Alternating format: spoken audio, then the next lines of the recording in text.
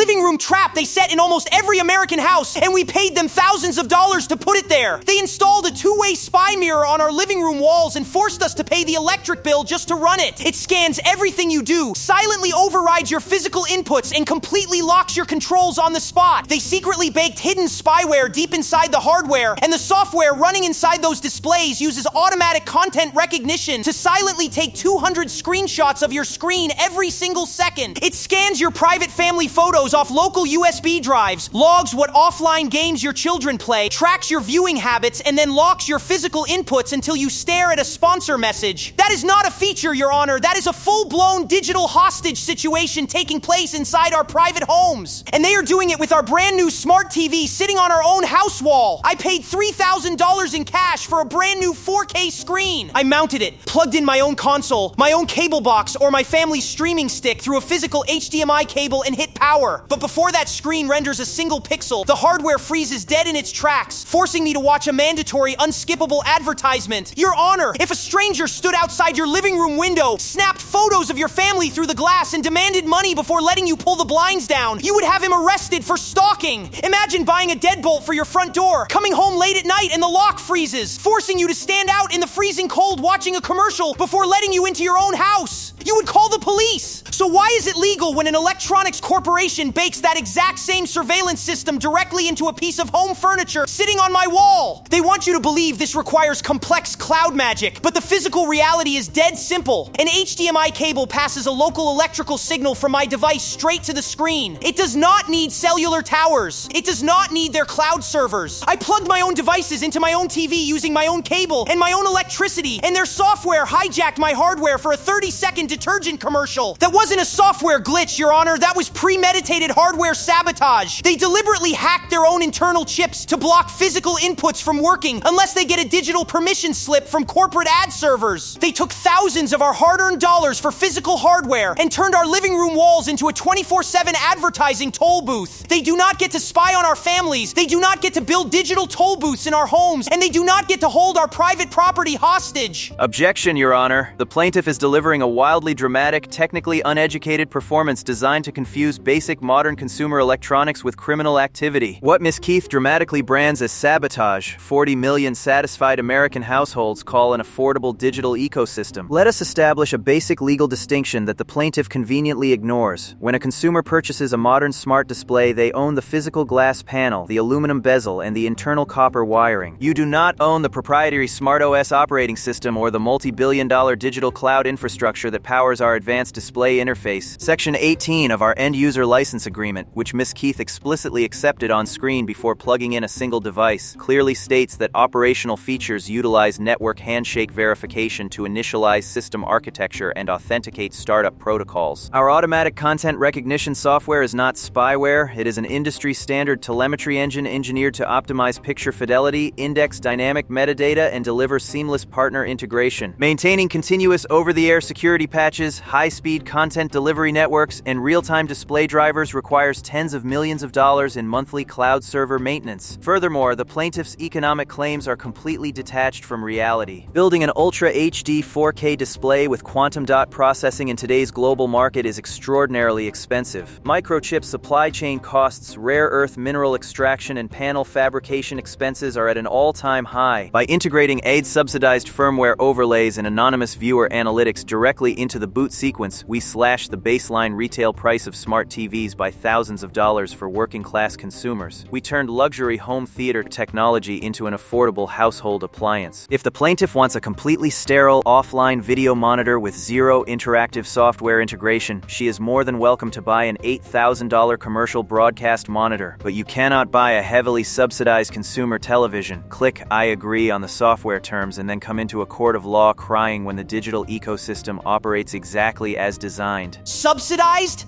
Is that what you call putting a wiretap Trojan horse inside an American living room, Griffin? You didn't lower retail prices out of the goodness of your board's heart. You sold a wiretap Trojan horse under the disguise of a television. And let's dismantle your software agreement excuse right now. You hide those terms on page 94 of a digital setup wizard when a family turns on their TV for the first time. If a customer refuses to click I agree, your software intentionally bricks the physical HDMI ports, refusing to display a video game or a home movie that the customer already owns. That isn't a contract, Griffin. That is a digital holdup in a private living room. Let's talk about what your telemetry engine actually does when families are sitting in their homes at night. Automatic content recognition doesn't optimize picture quality. It executes a continuous, aggressive pixel sampling sweep of the frame buffer. When a mother plugs in a flash drive to show her children photos of their deceased grandmother, your software samples those pixels, analyzes the visual data, tags the location telemetry, and broadcasts that data back to third-party advertising brokers. When a teenager plays an offline story-driven video game, your system logs every single title, every minute played, and every frame rendered, building a psychological profile of every human being sitting on that couch. And to make matters worse, you deliberately code your internal display processor to hijack physical copper wires. An HDMI signal is a direct electrical current moving local binary data 3 feet from a device into a screen. It requires zero cloud connectivity. It requires zero internet. And you intentionally programmed a hardware delay into the TV's internal circuit board, forcing the machine to freeze local electrical signals until your corporate server pings back with an ad overlay. You intentionally sabotaged a physical wire inside our living rooms just to extract attention rent from working families. Your Honor, this is pure hyperbole. Display manufacturing would collapse overnight without integrated ad telemetry. If this court outlaws ad-subsidized firmware overlays, auto updates will terminate, software support will end, and consumer electronics brands will have zero choice. We will be forced to double the retail price of every smart display in America starting tomorrow morning. The ad-supported ecosystem is what keeps modern technology affordable for lower-income households. Hold your tongue, counsel. You are treating this court like a shareholder meeting, and I am not buying the pitch. Let's strip away the microchips and test your business model with basic common sense. If I buy a desk lamp, plug it into my wall, and flip the switch, does that light bulb physically require a digital permission slip from GE before it glows? No. So answer me under penalty of perjury. When local electrons flow down 3 feet of copper wire straight into a screen sitting in a private home, why is your corporate ad server standing in the doorway demanding a toll? Answer the question. Under our unified software architecture, Your Honor, the incoming local HDMI video stream passes through our onboard system-on-a-chip processor. The processor is hard-coded to execute an initial network handshake with our central server infrastructure to verify software compliance, fetch system messaging, and execute telemetry initialization before activating the display driver panel. So while the electrical video stream is physically present at the port, our intellectual property governs the activation layer of the display driver itself. It is a necessary asset protection protocol to maintain system security. The system remains in a pending handshake queue until a network connection is reestablished. Yes, Your Honor. There it is, Your Honor! Pending queue, activation layer, asset protection. He just confessed to the entire corporate crime on the official court record. They deliberately installed an electronic kill switch inside the circuit board of a piece of furniture sitting on my wall so they could hold my screen hostage and spy on my family for the rest of our lives. Where does this stop? Are we going to pay a monthly ad tier fee to turn on our own bathroom light switches? They are completely destroying the fundamental right of private property ownership. Silence in this courtroom. The bench has heard more than enough, and this court will not sit quietly while human dignity is traded on a corporate balance sheet. The home is the one place on earth where a family is supposed to feel safe from the noise, safe from the corporate grift, and safe from predatory eyes. For a mega corporation to creep through electrical wires, sit uninvited inside a private living room, spy on family photographs, and hold a family's peaceful evening hostage for a 30-second ad payout, that is a soul-crushing violation of basic human decency. Therefore, on behalf of every exhausted working-class citizen in this nation who has ever been exploited, spied on, and nickel-and-dimed in their own sanctuary, here is the final binding judgment of this court. First, all local telemetry and hardware ad gates are officially outlawed. You will push a mandatory firmware update by midnight tonight to strip every spyware scanner out of every display nationwide. Fail on a single screen tomorrow morning and your corporation faces a $100 million